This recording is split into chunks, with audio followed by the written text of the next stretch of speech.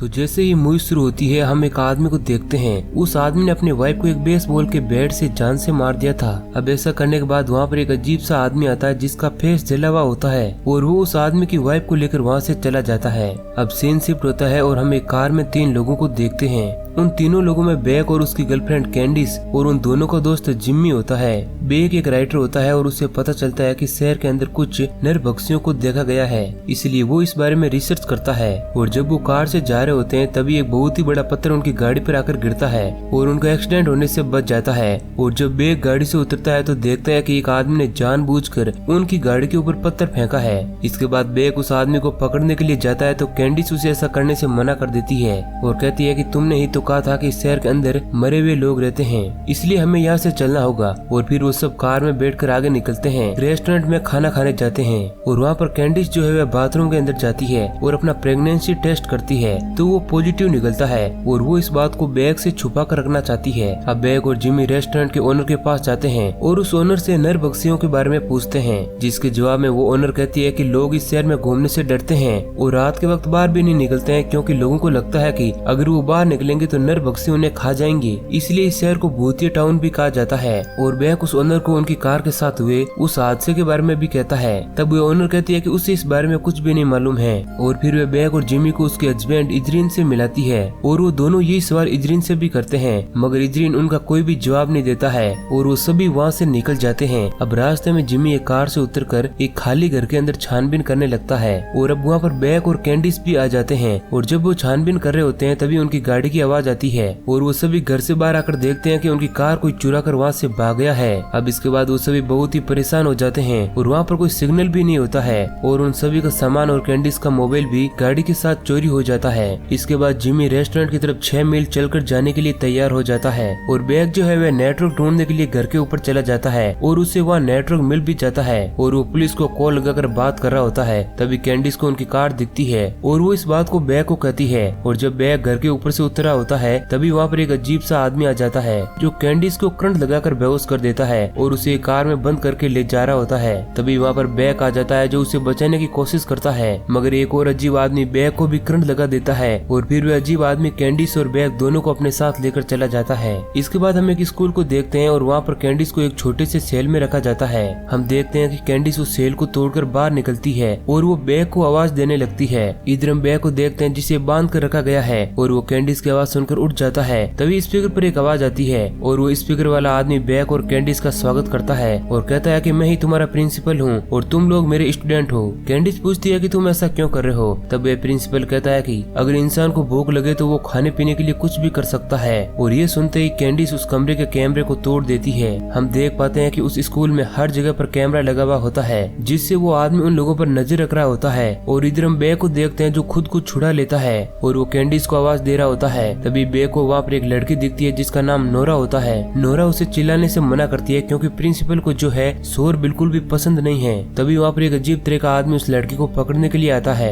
लेकिन वह लड़की एक जगह पर छिप जाती है। अब इसके बाद वह आदमी बैग को पीने के लिए पानी देता है। तभी प्रिंसिपल की आवाज आती है और वो कहता है कि इस आदमी का नाम रयान है और वो इस स्कूल का सिक्योरिटी गार्ड है और वो बैग को रेडी रहने के लिए कहता है क्योंकि वो उसे एक चैलेंज देने वाला है जिससे वो खाना हासिल कर सकेगा। और रयान जो है वह खाना रेडी कर रहा होता है। बैग उसी आदमी के पास जाता है जिस आदमी ने खुद की वाइफ की जान ली थी। तभी वहाँ पर रयान आकर खाने को रख देता है और प्रिंसिपल उन दोनों को खाने के लिए लड़वाने वाला होता है। उन दोनों को वेपन दिए जाते हैं ताकि वे एक दूसरे को मारकर खाने पर जीत हासिल कर सकते हैं। और फिर वह आदमी बैग पर अटैक करता है और उसे जख्मी कर देता है, लेकिन बैग उसे नहीं मारना चाहता था। अब उस आदमी के अटैक करने की वजह से बैग उस आदमी के हाथ पर काटता है और बाद में एक छोटी रोड से उस आदमी के गले में मारकर उसे जान से मार देता है। जिसके बाद प्रिंसिपल उसे बधाई देता है और रयान उसे खाना लाकर दे देता है। और जब बैग खाना खाना शुरू करता है तो उसे बहुत ही रोना आता है और वे उस खाने को फेंक देता है। इसके बाद कैंडिस देखती है कि प्रिंसिपल के पास बस एक मॉनिटर है जिससे वो सभी लोगों पर नजर रख रहा होता है और उसे वहाँ पर एक कॉकरोच भी दिखता है और उसे बहुत ही भूख लगी हुई होती है जिस कारण वे उस कॉकरोच को भी खा जाती है। तभी वहाँ पर नोरा आती है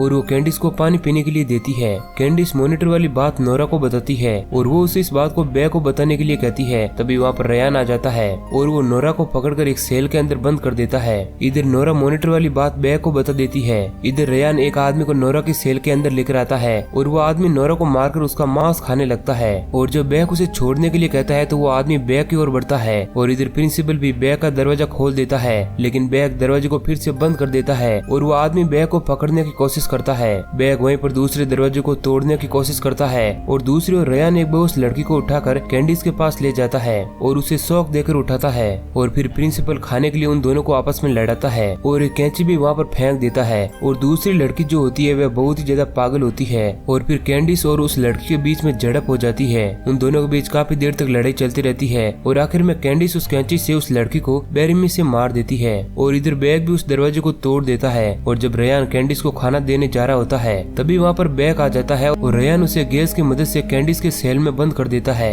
इसके बाद जब वो उस हॉल में प्रिंसिपल को देख रहे होते हैं तो प्रिंसिपल वहाँ पर गोली चला देता है मगर उन्हें कुछ भी नहीं होता है। और जब वो आपस में बात कर रहे होते हैं तो वो बात करते हैं कि प्रिंसिपल अब उनके साथ वही करेगा जो वो अब तक करता आ रहा है, मतलब वो उन दोनों को फूड के लिए आपस में लड़वाएगा और दोनों में से एक मर जाएगा। मगर वो दोनों ऐसा नहीं करना चाहते थे। तभी वहाँ पर रेयान खाना लेकर आता है मगर वो खाना रेयान उन्हें नहीं देता है। तभी बैग रेयान के पास होशियारी से जाता है और उसे चाकू से मारने की कोशिश करता है मगर रेयान बैग के वार से बच जाता है। अब बैग रेयान के हाथ से फूड लेकर खाने लगता है। अब ये देख कैंडिस को बहुत ही ज्यादा गुस्सा आ जाता है और वो बैग को थप्पड़ भी मारती है और उसे बताती है कि वो प्रेग्नेंट है और बैग रेयान से खाने की भीख मांगता है मगर रेयान फिर भी उन्हें फूड नहीं देता है। इसके बाद बैग अपने पेट से उल्टी निकालकर कैंडिस को खिलाता है ताकि कैंडिस अपना पेट भर सके और इसके बाद में उस मरी हुई लड़की के सर से कैंची निकालकर एक दरवाजे के पीछे चला जाता है ताकि वो वहाँ से दीवार को तोड़कर भाग सके। अब अगले दिन प्रिंसिपल एक रेस्टोरेंट में जाता है और हमें पता चलता है कि प्रिंसिपल और कोई नहीं बल्कि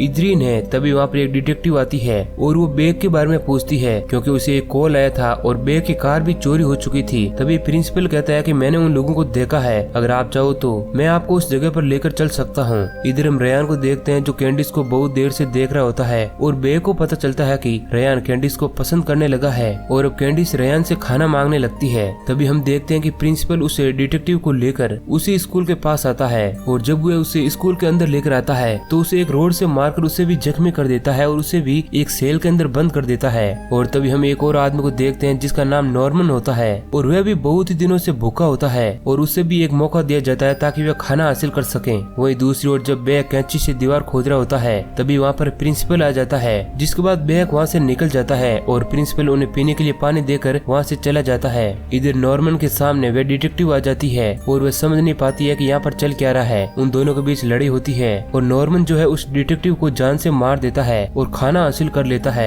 इधर बैग दीवार को खोदते खोदते दीवार की तह तक पहुँच जाता है और उसे बाहर जाने का रास्ता भी दिख जाता है। तभी वहाँ पर रेयान आ जाता है और वह बैग को बेहोश कर देता है और उसे दूसरे सेल के अंदर बंद कर देता है जहाँ पर जिम्मी भी बंद होता है। वे दोनों एक दूसरे को देखकर बहुत ही खुश होते हैं और इसी के साथ वे दुखी भी होते हैं क्योंकि जिम्मी बहुत ही दिनों से भूखा होता है। तभी वहाँ पर रेयान खाना लेकर आता है ताकि उन दोनों के बीच भी लड़ाई करवा सके। अब रेयान जिम्मी को एक गन देता है और बैग उसे गन चलाने से मना करता है लेकिन जिम्मी बैग को मारने के बजाय खुद को ही गोली से मार लेता है क्योंकि जिम्मी बैग को अपना भाई समझता था। तभी एक दरवाजा खुलता है और वहाँ पर चैम्बर में बहुत सारे लोग होते हैं और वो सभी बैग को मारने के लिए आते हैं लेकिन बैग सभी को मार देता है। ये देख प्रिंसिपल को बहुत ही ज्यादा गुस्सा आता है क्योंकि हर बार किसी न किसी तरह बैग जीत रहा होता है। जिसके बाद वो कैंडिस के पास जाता है ताकि वे उसे टॉर्चर कर सकें लेकिन कैंडिस प्रिंसिपल पर अटैक कर देती है और उसे जख्मी भी कर देती है और फिर वे वहाँ से बैग के पास जाने के लिए भागती है लेकिन तभी उसकी आवाज रेयान सुन लेता है। लेकिन इधर बैग रेयान को पकड़ लेता है जिस कारण रेयान के कपड़े फट जाते हैं और हमें पता चलता है कि रेयान एक लड़की है। जिसके बाद रेयान कैंडिस को मारकर उसे बैग के साथ बंद कर देती है। तभी वहाँ पर प्रिंसिपल आ जाता है जिसके बाद कैंडिस पूछती है कि तुम ऐसा क्यों कर रहे हो। तब प्रिंसिपल बताता है कि वो और उसकी वाइफ और उसकी बेटी एक जगह पर रहा करते थे लेकिन गवर्नमेंट ने उस जगह को एक डिजास्टर एरिया बोलकर उन लोगों को उस जगह से हटने के लिए कहा और जब वो लोग एक कार के अंदर थे तो उनकी कार एक सिंक के अंदर गिर गई जिस वजह से वो सभी लोग बहुत दिनों तक उस सिंक के अंदर ही फंसे हुए थे और वो भी बिना खाना खाए जिस कारण उन लोगों को अपने ही बेटे को मारकर खाना पड़ा ताकि वे जिंदा रह सकें। और मीथेन गैस लीक होने की वजह से रेयान की स्किन ऐसे हो गई और इस घटना के बाद वो लोग इस शहर में आने वाले सभी लोगों को पकड़कर उनके साथ भी वैसा ही करते हैं जैसा उनके साथ बीता था।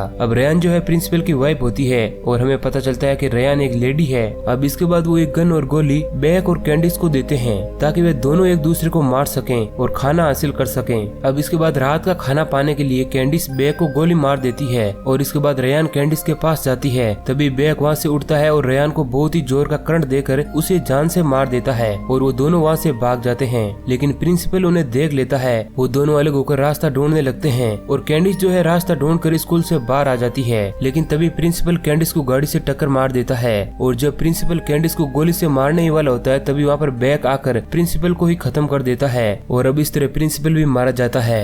इसके बाद बैक और कैंडिस जो है उस कार को लेकर वहाँ से चले जाते हैं। बैक कैंडिस को एक रिंग देकर उसे शादी के लिए प्रपोज करता है। तभी वहाँ स्कूल की तरफ पुलिस भी आ जाती है और वहाँ पर फंसे हुए सभी लोगों को बाहर निकालती है। और लास्ट के सीन में हम देखते हैं कि दो पुलिस वाले उस रेस्टोरेंट के ओनर के पास पूछताछ के लिए जाते हैं। तभी एक आदमी एक पुलिस ऑफिसर को जान से मार देता है और तभी वहाँ पर रेयान भी आ जाती है, मतलब कि वो अभी तक नहीं मरी है और वे उस दूसरे पुलिस ऑफिसर को पकड़कर बांध देती है। और हम देख पाते हैं कि रेस्टोरेंट के ओनर और एक आदमी ये सब साथ में मिले हुए होते हैं और इसी सीन के साथ ये मूवी एंड हो जाती है। तो दोस्तों अगर ये कहानी आपको पसंद आई है तो वीडियो को लाइक जरूर करें। ऐसे ही और इंटरेस्टिंग वीडियो पाने के लिए हमारे चैनल को सब्सक्राइब करें। धन्यवाद।